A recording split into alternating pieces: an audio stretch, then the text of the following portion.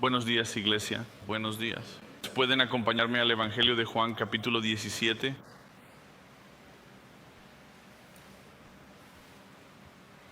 Esta mañana cubriremos los versículos del 11 al 16. Y esta será la tercera parte de esta serie dentro de la oración del Señor. Mientras continuamos con las palabras de la oración del Señor, exploramos, creo yo, muchos elementos importantes y significativos. Esta oración que estamos leyendo, cuanto más profundamente la examino, más claramente veo las palabras de nuestro amado Señor. Y estas palabras son mucho más de lo que siquiera tengo la capacidad de explicarles completamente esta mañana. Hemos visto esto, que hay tantas transiciones dentro de la oración misma, en los versículos del 1 al 5. Hemos visto esta relación de unidad dentro de la Trinidad entre Cristo y su Padre. E incluso si no se enseña explícitamente aquí, incluso el mismo Espíritu, ellos comparten esta gloria compartida en el versículo 1. Dice, Él alzó los ojos y dice, Padre, la hora ha llegado, glorifica a tu Hijo, para que el Hijo te glorifique a ti. El Señor Jesús y el Padre están cumpliendo absolutamente todo lo que ellos desean hacer. Ellos comparten esto, y creo que si nos detenemos un momento, este Salvador les pertenece a ustedes. Él es tuyo. Incluso dentro de eso, Él habla de la autoridad compartida, y Él nos dice en el versículo 2, dice, le diste autoridad sobre toda carne. ¿Y qué hacen? ¿Qué autoridad es esta? Es para dar vida eterna a todos aquellos que crean. Amén. Él comparte el mismo propósito.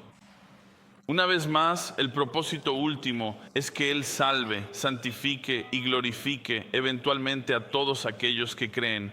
Esto lo vemos en el versículo 10. Dice, y estas cosas, todas estas cosas que son mías, son tuyas, y las tuyas son mías, y yo he sido glorificado en ellas, en su iglesia. Esta es una obra trinitaria de redención. Continúa si observamos los versículos 6 y 7, Él comienza a hablar acerca del ministerio del Padre que fue dado al Hijo. Mira el versículo 6, dice, he manifestado tu nombre a los hombres que me diste del mundo, tuyos eran, y me los diste, y han guardado tu palabra. Él comienza a explicar el ministerio de Cristo y luego nuestra respuesta a ese ministerio es guardar o atesorar cada palabra de Cristo. Y Él comienza a hablarnos de la importancia de la palabra misma y dice en el versículo 8, porque las palabras que me diste se las he dado a ellos, y ellos las recibieron y verdaderamente han entendido que salí de ti y han creído que tú me enviaste. Ellos saben, ellos entienden, ellos abrazan estas cosas y así creen. Siempre es la progresión de cómo se desarrollan las cosas en la fe. El propósito único es salvar a las personas. Los paralelismos están perfectamente ubicados. Y vemos esto dentro de la protección y la preservación de su propio pueblo. Él dice en el versículo 9, yo ruego por ellos, no ruego por el mundo entero. Aquí hay una distinción. Hay una exclusividad en la relación que Dios tiene con los suyos. Y Él los aparta. Y Él se ha glorificado en ellos. La doctrina de la perseverancia de los santos es asombrosa porque se basa en una obra de Dios. Creyente, escúchame. Tu salvación es segura. Tu salvación es segura. No sé si alguna vez has reflexionado sobre eso. No sé si alguna vez has pensado en eso. Él dice esto. Me encanta esto porque estamos leyendo esto, Hebreos 7:25.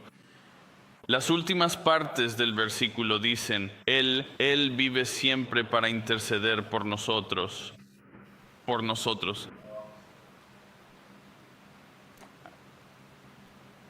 De nuevo, la semana pasada te dije esto y el comentario sigue siendo cierto.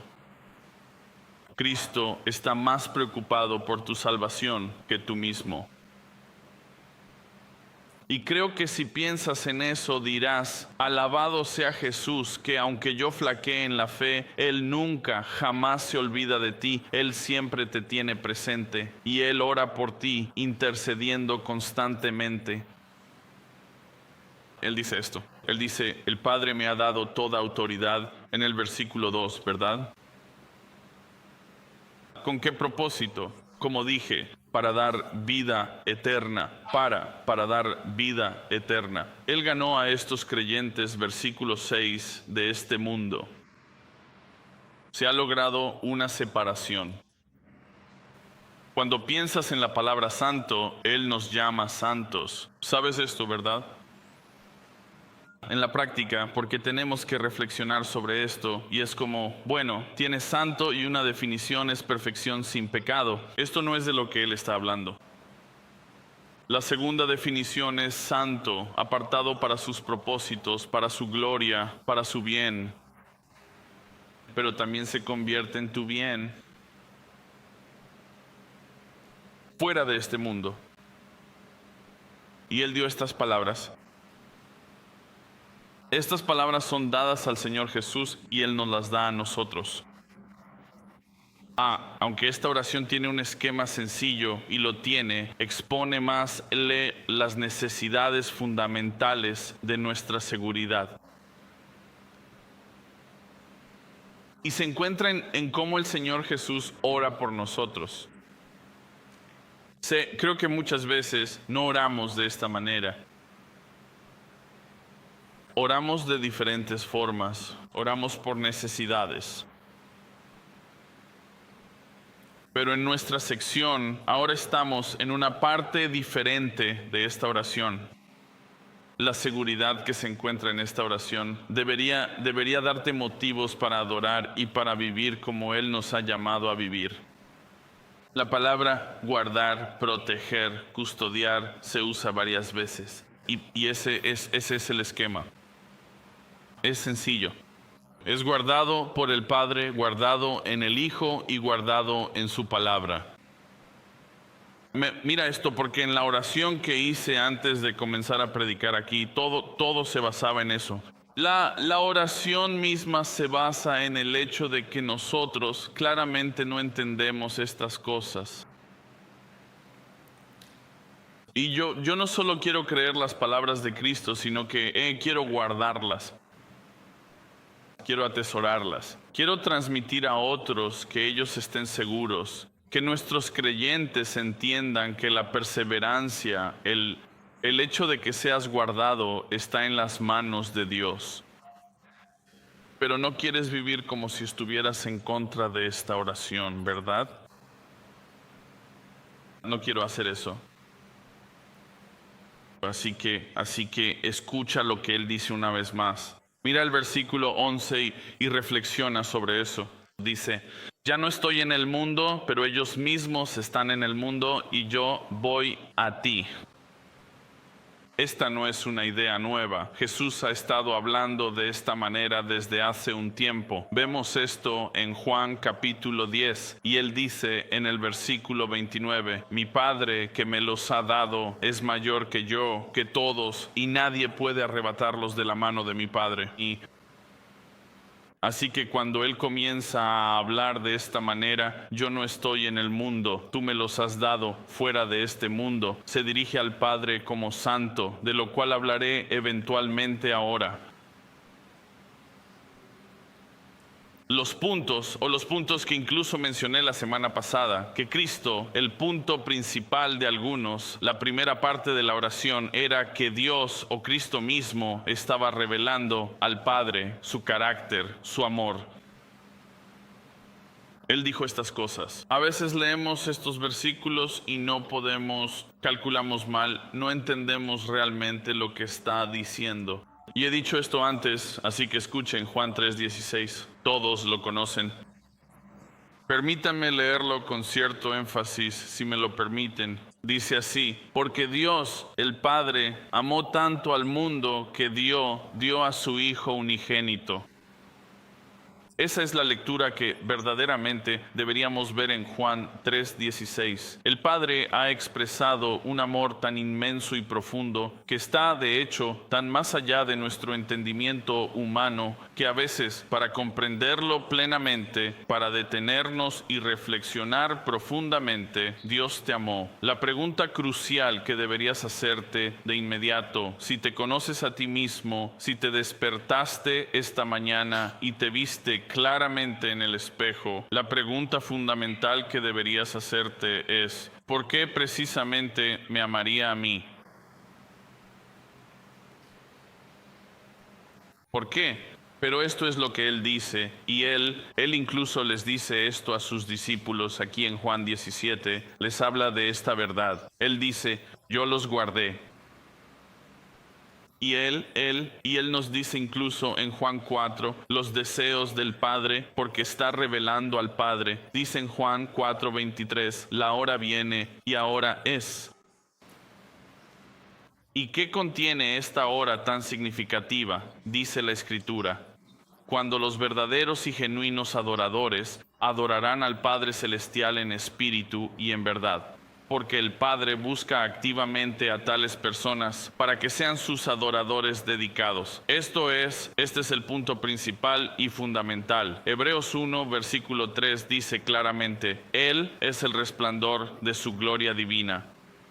Cristo es la representación exacta y perfecta de su naturaleza, la naturaleza divina del Padre, y Él sostiene absolutamente todas las cosas existentes con la poderosa palabra de su inmenso poder. El Hijo, Jesucristo, vino a la tierra para revelarnos completamente al Padre Celestial, para que nosotros, la humanidad, pudiéramos ver el resplandor glorioso de su inigualable gloria. Una representación verdaderamente exacta. Esto es una copia perfecta y sin tacha. Por eso Jesús en el Evangelio de Juan, capítulo 17, utiliza la expresión, porque no sé si lo has leído así, pero él usa la expresión en tiempo pasado. Él dice: ya no estoy en el mundo.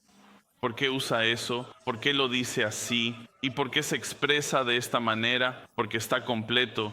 Aún no ha ido a la cruz, pero esto te está diciendo que si Él te mostró al Padre, su carácter, sus propósitos, lo que va a lograr, Él dice, es algo seguro. Él lo va a hacer. Lo dijo en el versículo 4, habiendo cumplido la obra que me diste para hacer. La cruz aún no ha ocurrido. Entonces, ¿qué nos dice esto? Esto nos dice lo siguiente: escucha, estando de este lado de la cruz, pero imagina por un momento que estabas del otro lado de la cruz en Juan 17. Esto hace lo siguiente: magnifica la certeza de todo lo que sigue, que Él hará exactamente lo que dijo que haría. Porque, ¿qué está haciendo? Él representa al Padre. Y el Padre no fallará. Él no fallará en salvarte, no fallará en guardarte. Él no lo hará. Simplemente es una imposibilidad.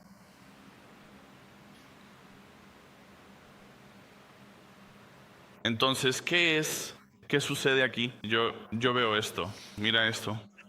¿Sabes la frase que él usa aquí en el versículo 11? Dice: Padre Santo.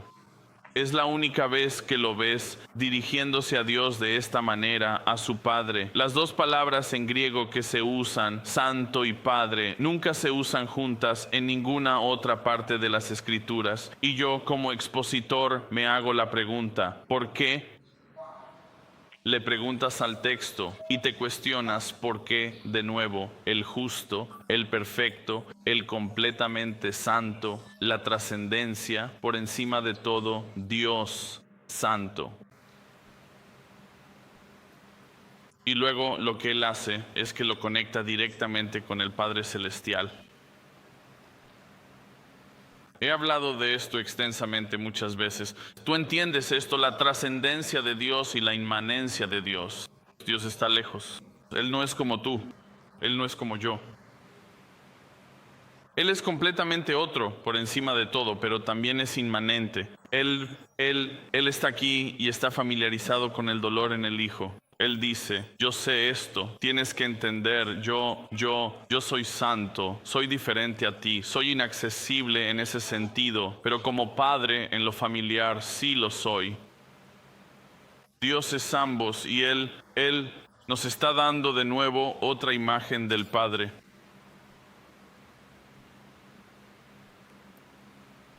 Tenemos esta relación. Él es nuestro Padre a través de la relación con su Hijo unigénito. La santidad de Dios. Escuchen, la santidad de Dios es un tema perdido en la iglesia moderna de hoy. Ustedes lo saben, ¿verdad? ¿Quién habla de Dios como santo hoy en día? Lo entiendo, sé que nosotros sí lo hacemos y a veces estar en esa burbuja lo hace un poco más difícil, pero escuchen, en la gran mayoría de este país e incluso diría que en todo el mundo, el tema de que Dios es santo no es algo de lo que se hable en las iglesias. Yo diría esto, en esos casos, si la falta de la plenitud de Dios se menciona, entonces entiendes que esas cosas suceden en iglesias superficiales que ni siquiera se preocupan por predicar sobre el pecado, el arrepentimiento, la plenitud de Dios, que tu pecado ha ofendido a Dios, pero luego tienes el péndulo que se va al otro extremo y están completamente conformes con dirigirse a Dios solo como Padre. ¿Sabes la tendencia que es, si puedo usar la palabra cringe, abren, sus oraciones de apertura son, papito Dios?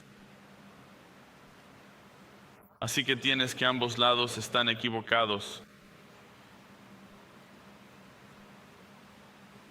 Y luego, Él es tan santo que es inaccesible, que no le importa tu vida cotidiana.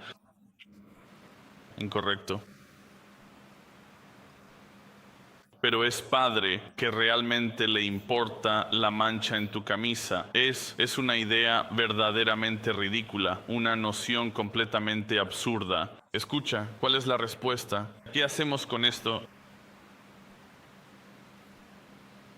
Bueno, pensamos en lo que Jesús ya nos ha expresado sobre el carácter de Dios. ¿Cuál es el sentido de que Él sea santo y Padre? Es que Él te guarde, que Él te preserve siempre. Él mismo lo dice, Padre, por favor, guárdalos en tu santo nombre. ¿Por qué necesitamos ser guardados? Porque todos nosotros, como ovejas, nos hemos descarriado, ¿no es así? ¿Y por qué necesitamos seguir siendo guardados incluso estando en Cristo? Necesita ser guardado porque Él lo dice, estamos en el mundo. Eso es obvio, ¿verdad? Entiendes las luchas de la vida cotidiana. Y Él dijo esto antes, en el capítulo 15, versículos 18 al 21. Vemos esto. Él nos dice, puesto que tienes relación conmigo, Él dice, si me odiaron a mí, también los van a odiar a ustedes, porque no son de este mundo. Ya no estás atrapado en su sistema, dice. Y nos dice incluso en el versículo 14, la segunda parte dice, porque no son de este mundo, el mundo los odia. Y la relación es esta. Al final del versículo 14 dice, así como yo no soy del mundo. No eres del mundo porque yo no soy del mundo. ¿Y por qué eso importa? Porque estás en Cristo, ya no te relacionas con ese mundo. Pero luego dice en el versículo 11, guárdalos en tu nombre. Esto significa, guárdalos en tu poder, presérvalos, protégelos. Esto lo vemos mucho en los salmos, ¿verdad? Mira el Salmo 45, si puedes buscarlo rápidamente. En el Salmo 45 está en todos los salmos, pero solo tenía que escoger uno o dos aquí. Pero en el Salmo 45, versículo 1 dice, mi corazón rebosa con la buena palabra. Oh, creo que estoy en el lugar equivocado. No, perdón, Proverbios 18, no Salmo 45. Proverbios 18 y mira el versículo 10. El nombre del Señor es torre fuerte, una fortaleza inexpugnable y segura. Los justos corren a ella y encuentran protección y seguridad. Es un refugio seguro en tiempos de angustia y dificultad. ¿Verdad que sí? En la LSB, ¿sabes qué dice? El nombre de Yahweh es una torre fuerte y segura. El justo corre a ella y encuentra refugio, estando completamente a salvo y protegido.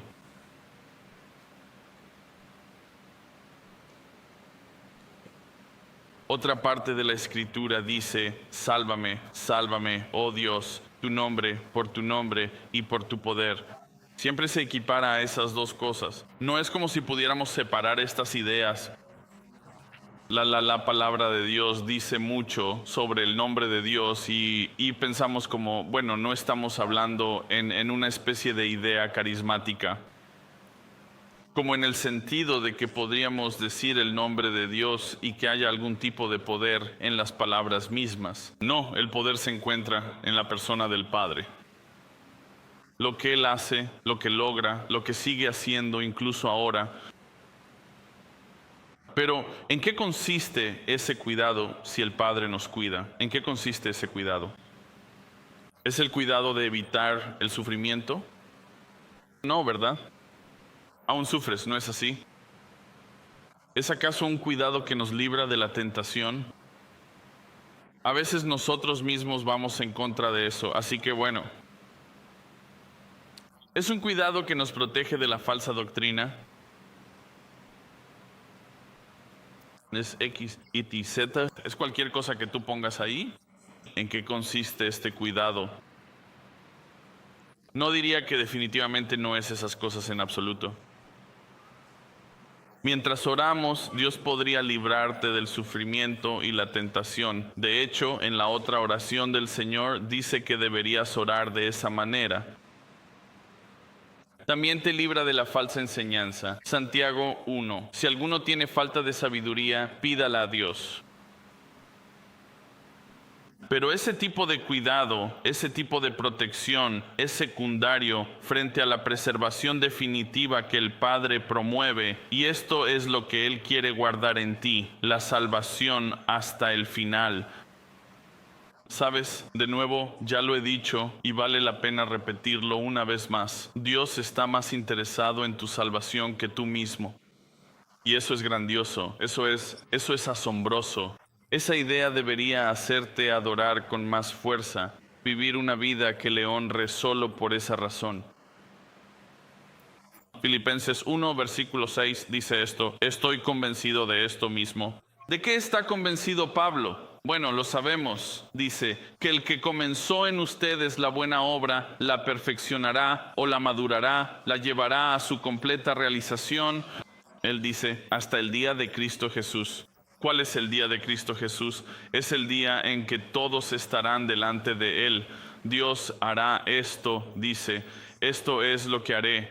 Estamos en Romanos, ¿verdad? Los sábados por la mañana vayan a Romanos 8 y miren Romanos 8 y solo 2 versículos, 3 versículos. El versículo 28 en adelante dice, sabemos que Dios hace que todas las cosas cooperen para bien. ¿Cuál es el bien supremo en tu vida? ¿Sabes cuál es? Es que seas salvo hasta el final, que Él preserve tu vida para la eternidad. Pongamos eso en la categoría de lo que es bueno, pero ¿cuál es la mejor cosa que Dios ha hecho por ti? Él dice esto: Él hace que todas las cosas cooperen para bien para los que aman a Dios, para los que son llamados conforme a su propósito. Está describiendo a los creyentes, eso es todo lo que está haciendo. Dice, porque a los que antes conoció, ahí vamos de nuevo. Hablando de la predestinación, la presciencia, también predestinó a ser conformados a la imagen de su Hijo, que el Señor no fallará en hacerte una representación de su Hijo. Correcto, para que Él sea el primogénito entre muchos hermanos, y a los que predestinó también los llamó, y a los que llamó también los justificó, y a los que justificó también los glorificó. Si nunca lo supiste, ese versículo es la cadena de la redención, la cadena dorada y preciosa de la redención. Esta es la preservación de la que está hablando. Mateo 24, él dice esto en el versículo 13, porque siempre hay una advertencia, ¿verdad? La fe completa, el creyente falso. El versículo 13 dice, pero el que persevere hasta el fin, ese será salvo. Es una promesa fundamental y muy importante para todos nosotros.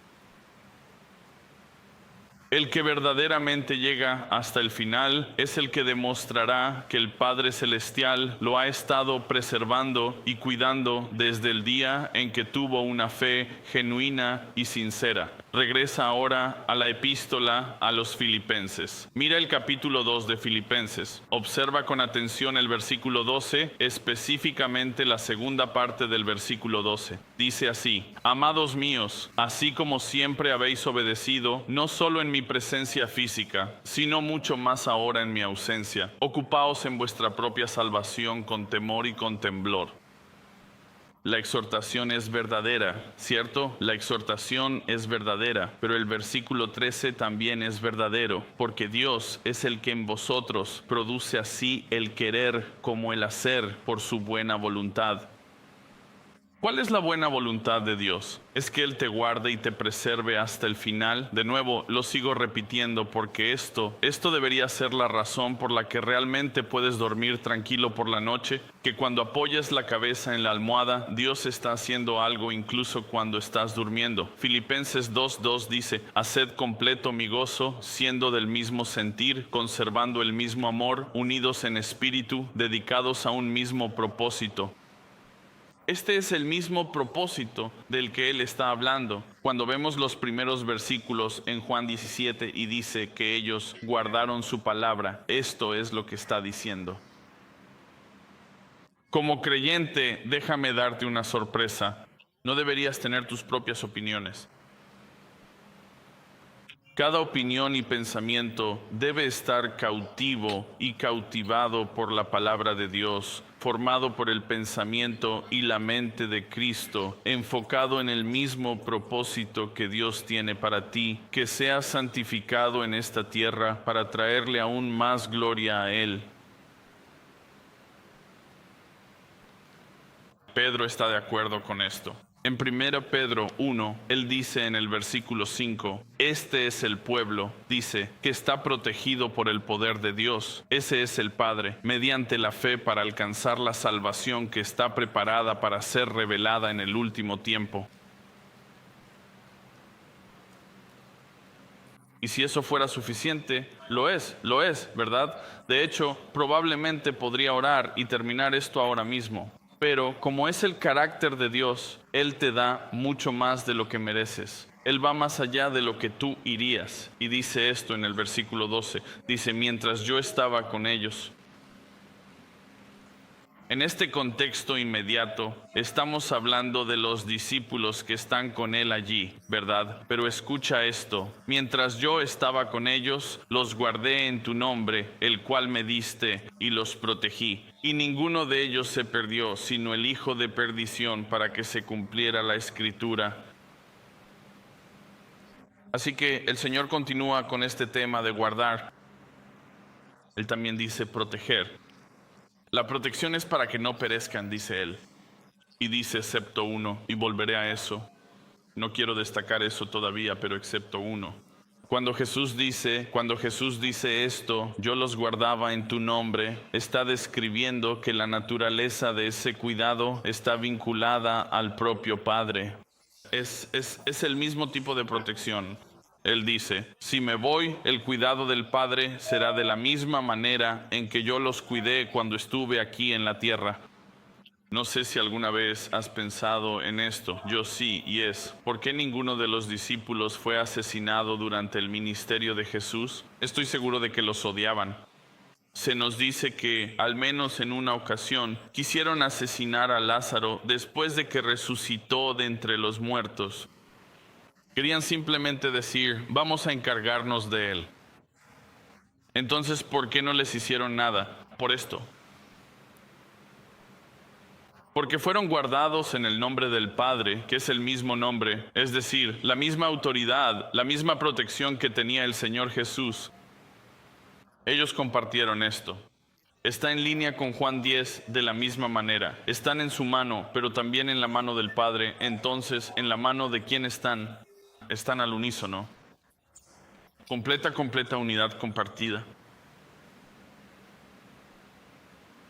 El objetivo de Jesús, el Hijo, es el mismo que el del Padre. Y eso no es una afirmación profunda, lo entiendo. Pero significa algo debido a lo que voy a agregar a esto, es esto, porque él agrega dentro de esta oración un escalofriante recordatorio de la falsa conversión. El apóstata. El apóstata, la cizaña entre la maleza, lo verdadero entre lo falso. Y él dijo esto, no es una sorpresa, ¿verdad? Que Judas sería esta imagen, la imagen más vívida de la apostasía, la imagen más vívida de la traición. Por eso lo he dicho antes, nadie aquí le pone a su hijo Judas, ¿verdad? Ni siquiera le pondrías Judas a tu perro, ¿sabes? Quizás a un lagarto, no lo sé. Pero nadie lo hace por la misma razón, porque sabemos esto, incluso el mundo lo sabe. Es la misma razón por la que no llamamos a nuestras hijas Dalila, ¿verdad? Simplemente conlleva cierta connotación, pero ¿acaso Jesús se sorprendió por esto? Pues no. Al principio de toda esta perícopa, de toda esta conversación que está teniendo, este discurso de despedida en el capítulo 13, él ya habló de esto, ya había sucedido. En Juan 13:16 dice, en verdad os digo, un siervo no es mayor que su señor, ni un enviado es mayor que el que lo envió. Escuchen, entendemos que el contexto de esto es que él acaba de lavar los pies de los discípulos, pero no se puede desconectar de lo que está a punto de decir. ¿Por qué? Escuchen esto. Si sabéis estas cosas, bienaventurados seréis si las hacéis, les dice. Y luego, inmediatamente, pasa al versículo 18 conectado. ¿Saben por qué está conectado? Porque les diré esto. Porque Judas sí pensaba que era mayor que su maestro. No estaba de acuerdo con su liderazgo. Deberíamos haberle dado todo eso a los pobres y necesitados. No confío en tu juicio, Jesús, que permitas que esta mujer te unja con este aceite tan extremadamente caro y precioso. Él sí pensaba que era mayor. Sus juicios eran mayores. Y luego dice esto en el versículo 18. No hablo de todos vosotros. Aquí es donde cambia. No estoy hablando de todos ustedes. ¿Por qué? Yo sé uno, sé a quien he escogido, pero es para que se cumpla la escritura. El que come mi pan ha levantado contra mí su talón. El que se sienta a mi mesa y tiene comunión conmigo. Muchos de ustedes piensen en esto. Aquí tienen comunión, ¿verdad? Y algunos van a iglesias como la nuestra y aman la comunión, les encanta la camaradería, les gusta el ambiente familiar, la sensación de familia, de todas estas cosas. Disfrutan de todo esto y comen el pan, pero no aman al Salvador. Él habla de Judas de esta manera, pero hay muchos. Desde que comenzó la era de la iglesia, ha habido Judas a lo largo de toda la historia. En cierto sentido, Judas no es único. Pero ¿qué pasó con Judas? ¿Qué salió mal con Judas? ¿Es simplemente el hecho de que estaba predestinado a hacer lo que hizo? Yo no creo eso. Creo que una de las principales y más significativas razones por las que Judas cayó de esta manera tan trágica fue precisamente esto, que aunque estaba bajo la enseñanza directa y profunda del Señor Jesús, no se sometió verdaderamente a esa enseñanza divina y transformadora. Sabes, esto vuelve a mencionarse en Juan 13 una vez más. En el versículo 27 dice, después de este bocado que tomó, este pan, dice, entonces Satanás entró en él. Satanás entró en Judas. ¿Sabes lo que esto significa? ¿Entiendes lo que esto significa? Es que como Judas nunca creyó en el Señor Jesús y el Padre no tenía protección sobre él, no había nada que lo detuviera de hacer lo que estaba haciendo. Así que Jesús le responde o le dice, lo que vas a hacer, hazlo pronto. ¿Sabes qué, Judas? Estás en mi línea de tiempo. Ve y haz lo que tienes que hacer.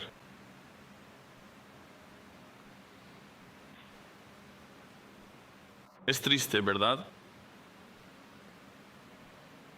Sin protección alguna contra las artimañas del diablo, ninguna en absoluto. Efesios 1:13 lo dice así, dice, ustedes también, después de escuchar el mensaje de fe, el mensaje de la verdad, después de escuchar el mensaje de la verdad y también haber creído, dice, fueron sellados por él, que es el Espíritu Santo, protegidos por el Padre, por el Hijo, por el Espíritu, sellados.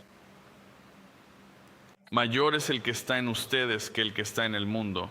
Por eso un creyente no puede ser completamente engañado. Pero Judas sí lo fue.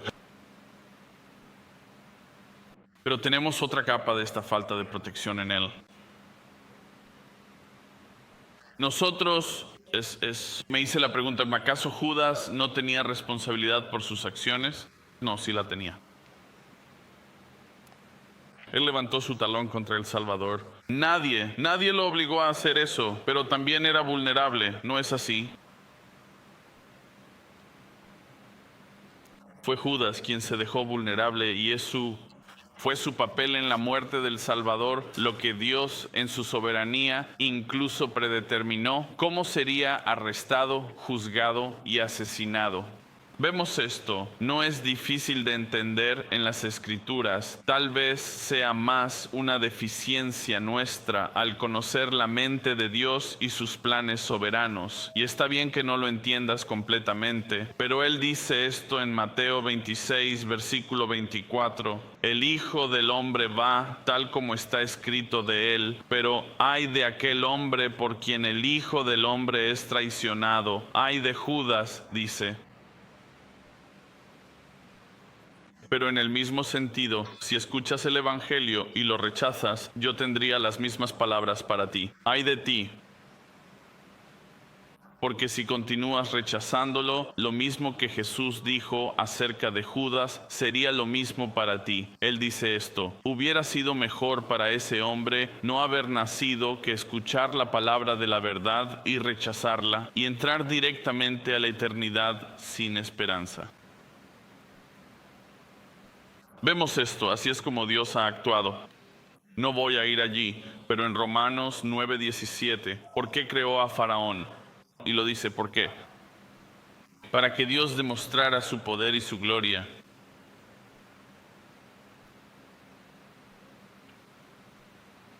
La traducción literal de esta parte en Juan 17, lo que dice sobre Judas es que ninguno de ellos se perdió, sino el hijo de perdición. Sabes, es aterrador la traducción literal. Cuando fui a ver lo que decía, si tuvieras que traducirlo palabra por palabra en cierto sentido, hay un juego de palabras que Jesús está usando. Él dice, ninguno de ellos fue verdaderamente destruido, excepto aquel que ya en lo más profundo de su corazón estaba completamente endurecido y obstinado hacia la voluntad de Dios. Este individuo que había abrazado plenamente su propio destino se caracterizaba por una notable falta o una completa y absoluta ausencia de fe genuina en Cristo Jesús, el Salvador del mundo. Jesús en el versículo 13 hace una transición. ¿Lo ves? Pero ahora mismo sí. Y creo que nos lleva de nuevo a este aspecto positivo de la protección y lo que produce. Y lo que produce, y ves lo que produce, Él dice, gozo. Y ahora voy a ti, dice, y estas cosas hablo en el mundo para que tengan mi gozo cumplido en sí mismos. ¿Por qué nuestro gozo es pleno? Bueno, en Juan capítulo 10, versículo 10, Él dice esto: el ladrón no viene sino para hurtar, matar y destruir. Yo he venido para que tengan vida. ¿Y es esta solo una vida normal? No, Él dice, no, que ellos vinieron para tener vida y para que la tengan en abundancia. No es una vida que sea simplemente una mera existencia en la tierra. No, no es eso. Es una vida que tiene una sustancia más profunda, una dirección más profunda. Vemos esto en Juan 11, versículo 25, donde dice, Jesús le dijo, dice, yo soy la resurrección y la vida. El que cree en mí, aunque muera, vivirá. Y todo aquel que vive y cree en mí, no morirá jamás. Y luego le pregunta, ¿crees esto? María responde, sí, Señor, yo creo que tú eres el Cristo, el Hijo de Dios. Y aún el que viene al mundo, aún el que vino a la humanidad y se encarnó para salvar a los pecadores. Juan 14, 27, la paz os dejo, mi paz os doy, no como el mundo la da. Escucha, no como el mundo la da. No es una paz falsa. No es una paz falsa. No, Él dice, no te doy eso. Y te dice, no se turbe vuestro corazón, no dejes que tampoco permitas que tenga miedo. Él dice, no hagas eso. No son las promesas de Dios sí y amén.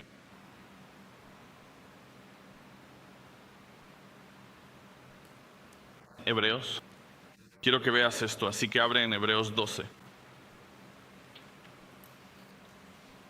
Hebreos el capítulo 12, versículo 2, nos recuerda la importancia de la fe.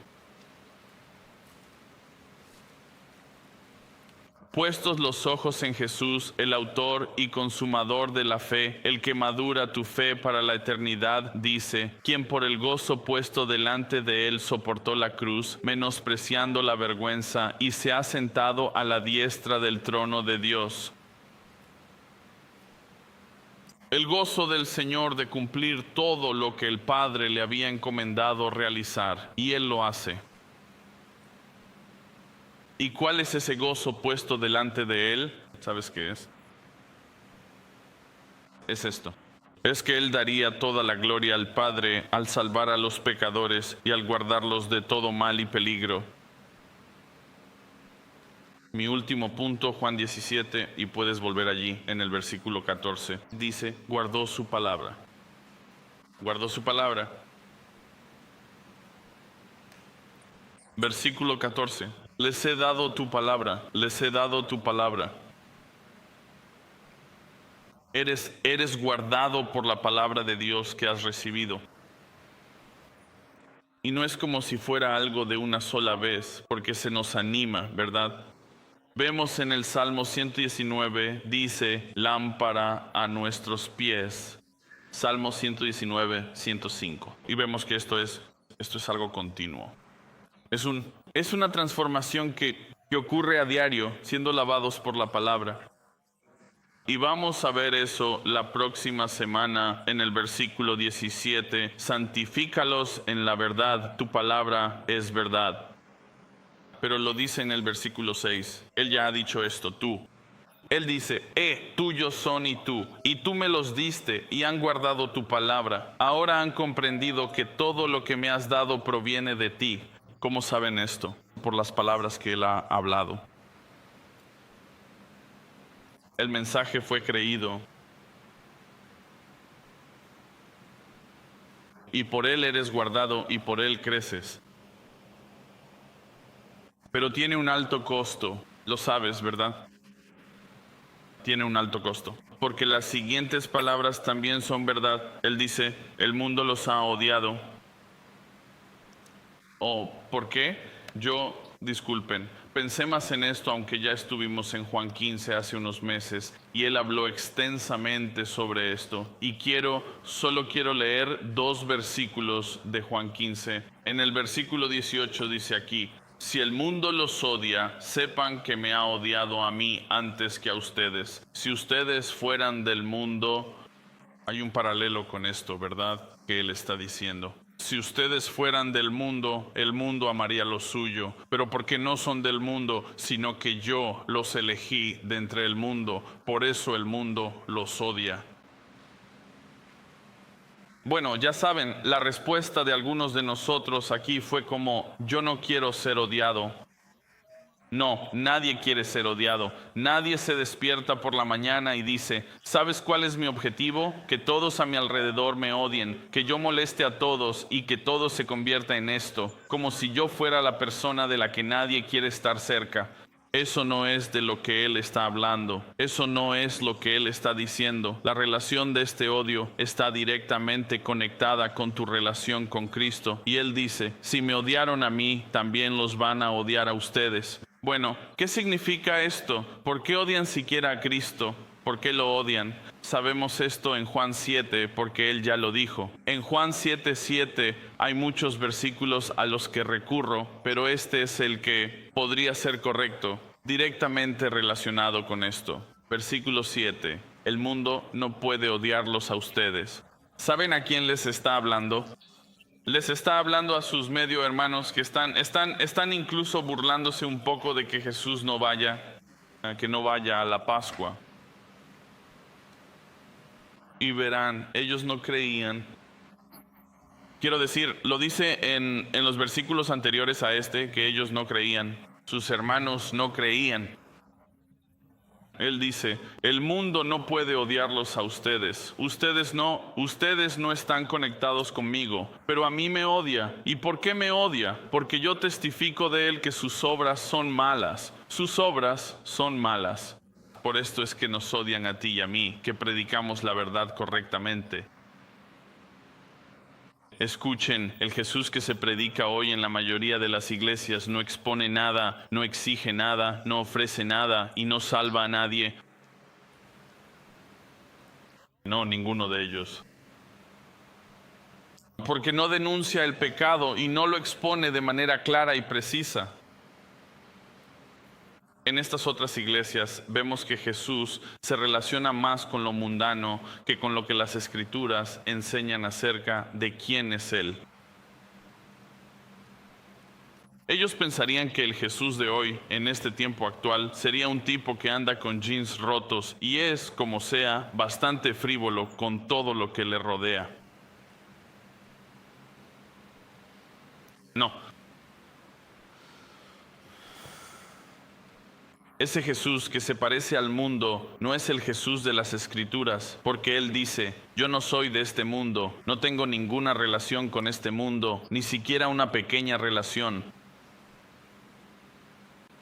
Las personas que desean un poquito de Jesús en una gran parte del mundo se enfrentarán un día a una realidad muy dura y desafiante.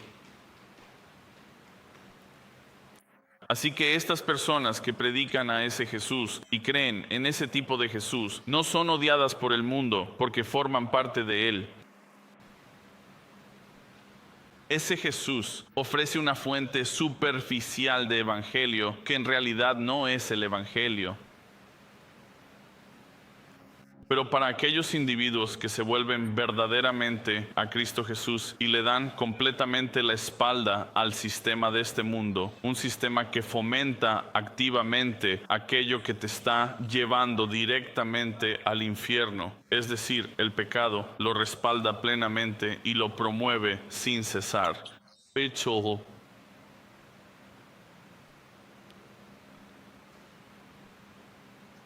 Promoviendo la muerte.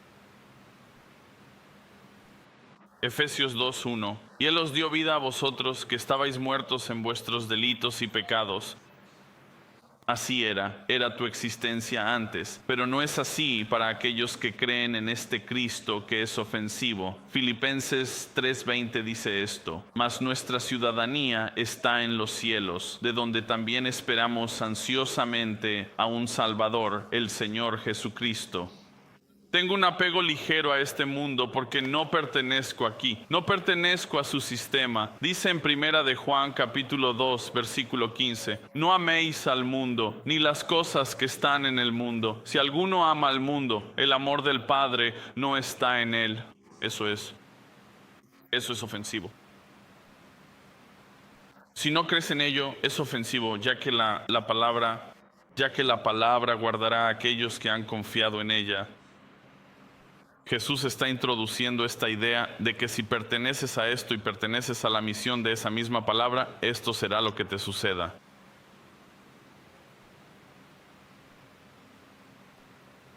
Quiero decir, ¿podría Dios habernos salvado y sacado del mundo de inmediato? Sí, si Él hubiera querido hacerlo, podría haberlo hecho de esa manera, pero eso no es lo que Él quiso hacer. Y esto llega incluso a las palabras que Él está diciendo. No te pido, versículo 15, que lo saques del mundo. No pido que hagas eso. Hay algo que debe hacerse aquí, ¿verdad? En el capítulo 20, versículo 21, Él habla de esto. En el versículo 21 dice lo siguiente: Jesús les dijo: la paz sea con ustedes. Como el Padre me envió a mí, así también yo los envío a ustedes. Su directriz, su misión, ahora es nuestra misión, y Él los envía. Mateo 28, ¿verdad? La gran comisión.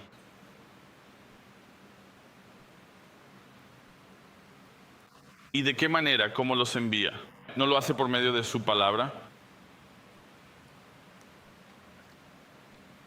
Mateo 5. No tienes que buscarlo ahora, pero en Mateo 5 puedes anotar esto en el versículo 13. Vosotros sois la sal de la tierra, pero si la sal se desvaneciere, ¿con qué será salada? No sirve más para nada, sino para ser echada fuera y hollada por los hombres. Las sales insípidas serían como los Judas del mundo, los Judas en la iglesia. Versículo 14. Vosotros sois la luz del mundo. Una ciudad asentada sobre un monte no se puede esconder.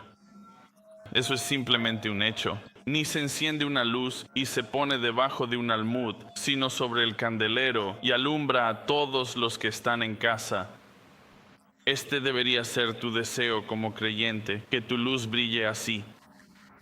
Primera de Corintios capítulo 5 versículo 9. Os escribí en mi carta que no os asociarais con personas inmorales. Así que escucha, estás hablando de ser sacado del mundo o de quedarme en el mundo. ¿Qué significa esto? Significa que ahora me separo y hago lo que muchas sociedades han hecho, esas que son, entre comillas, cristianas. ¿Se apartan de toda la sociedad? No. Él dice, os escribí en mi carta que no os asociarais con personas inmorales. Sabes que ese es el argumento que se plantea hoy, ¿verdad? Dicen, bueno, ustedes los cristianos son intolerantes porque no van a los lugares donde están los pecadores, no quieren relacionarse con ellos, no disfrutan caminar en sus desfiles del orgullo, no los reciben en su casa y todas esas cosas. Y déjame decirte algo. No deberías ir al desfile del orgullo, solo ten cuidado. Deberías invitarlos a tu casa. Deberías, con el propósito del Evangelio, presentarles la belleza que es Cristo. Pero mira, el argumento que ellos tendrían sería decir, bueno, Jesús comía con pecadores. Sí. Pero Jesús no hacía lo que hacían los pecadores y Jesús no aprobaba los pecados de los pecadores. La única razón por la que Él estaba con ellos era para que ellos fueran influenciados por Él, no al revés. Y lo que sucede muchas veces es que te asocias con, como dice en 1 Corintios 5:9, y terminas siendo influenciado por ellos.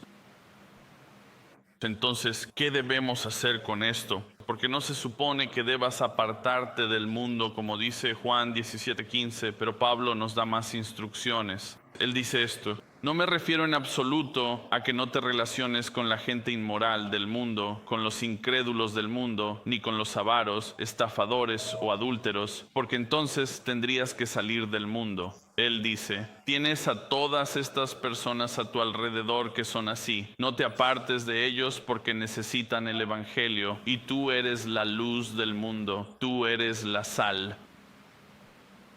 Y luego te da más instrucciones en el versículo 11. Pero en realidad, me encantan esas frases, ¿verdad? Conoces a esa persona que siempre dice en realidad. Pero en realidad les escribí que no se asociaran con los llamados hermanos si son personas inmorales. ¿Con quién no debes asociarte? Dice que no debes asociarte con alguien que se llama a sí mismo cristiano, pero que no vive como cristiano, que lleva una vida hipócrita, porque Pablo dice que ni siquiera debes compartir una comida con esa persona. ¿Por qué? Porque de alguna manera, al sentarte con ellos, los haces sentir cómodos en su mentira. Te sientas con el Judas y le haces sentir como si fuera parte de lo que eres en Cristo. Estás llamado a estar en el mundo. Estás llamado a estar en el mundo para que tu presencia sea un factor de convicción. ¿Cómo entonces invocarán a aquel de quien no han oído? Romanos 10, ¿verdad? Para concluir, les dice esto en el versículo 15. Dice: pero líbralos del maligno. El Salmo 121, 7 dice: el Señor te protegerá de todo mal, Él guardará tu alma. Gálatas 1:4 dice: Él se entregó por nuestros pecados para rescatarnos de esta era presente y malvada. Esta era presente y malvada es este mundo. Muchos cristianos hoy en día renuncian a la paz que proviene de la realidad de la protección del Padre, de la protección del Hijo, por un simple bocado de placer, como Judas. No creas en lo que Él te ofrece. No creas en lo que el mundo te ofrece, no vale la pena. Sin embargo, Jesús incluso ahora está orando por ti y tú le perteneces a Él. Recuerdo la historia de Pedro, cuando Jesús le dice a Pedro: oye, ¿sabes qué, Pedro? Satanás ha pedido tenerte. De hecho, las palabras son aún más fuertes. Él dice: ha exigido permiso para zarandearte como a trigo. Bueno, eso debió asustarlo, probablemente lo hizo, pero luego le dice: pero yo he orado por ti para que tu fe no falte. Y como el Salvador oró, Él fue guardado. Y como el Salvador ora por ti si crees, entonces Él te está guardando incluso en este mismo momento.